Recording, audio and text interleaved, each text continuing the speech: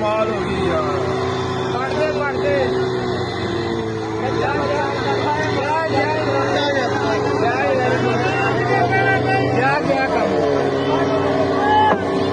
Very good हो गया।